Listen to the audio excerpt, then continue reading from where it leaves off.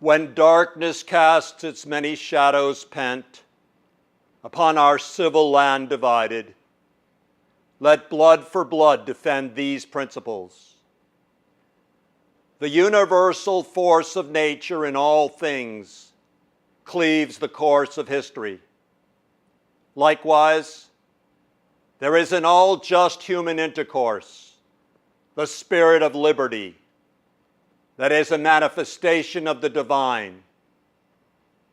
We who hold these principles hold that America is founded upon a divine contract, setting forth man's earthly rights and form of government, and given to him by his Creator. Holding to these principles, we, the American people, affirm to all peoples that America must be first among the nations, so that the nations shall be led in justice. To comprehend and rule the ever-circling revolutions of events, we, the American people, have been given this destiny through laws enumerated and consecrated in our Constitution.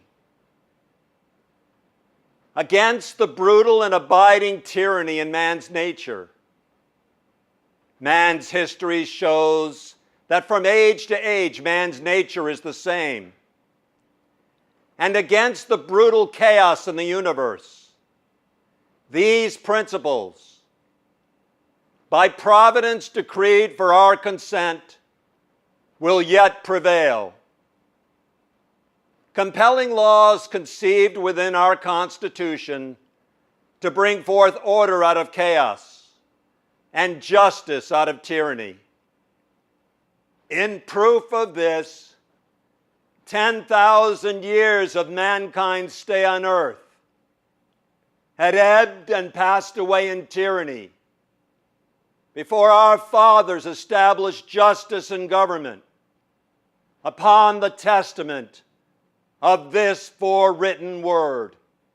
In our time and age, at the outset of a new millennium, 235 years after our fathers shed their blood to win the Revolutionary War, the world's first war men fought for principles of church and state, we stand inherited of all their gain, of which no earthly measure can be made. Therefore, in spirit and in flesh, we are thus bound to them by destiny. And so we must now dedicate ourselves anew to the ascendant glory of American preordination, by which the world will ever be atoned. The fallen soldiers in our founding war and in the wars of each succeeding generation will not have passed through death in vain if we, in this new age, renew our faithfulness to the great and just cause for which they gave their lives. That all men are created equal, with equal rights before the law, with equal vote, and with equal hope of fortune. By long necessity and precedent, enactment of these principles, through laws amended and administered for the people, requires, for true authority, that we, the people, ever keep in memory our soldiers lost in war, even as a beacon to the age. We cannot understand this well, nor can we understand and so express the great memorial estate of death, wherein lie these who gave their lives for liberty. No acts or thoughts of ours can change their lot. No words of ours can eulogize them well. And yet, in tribute to their faithfulness to liberty, in life and in eternity, compassion and sorrow and tears are required of us, even as we go to our burial fields to dig the earth of these who once defended liberty with greater love than ours. Of these, we cannot know their present fate or even who they were. Their names are blotted out from memory. Their graves, in earth shut down, forever lie unknown. Their earthly beings are forever flown.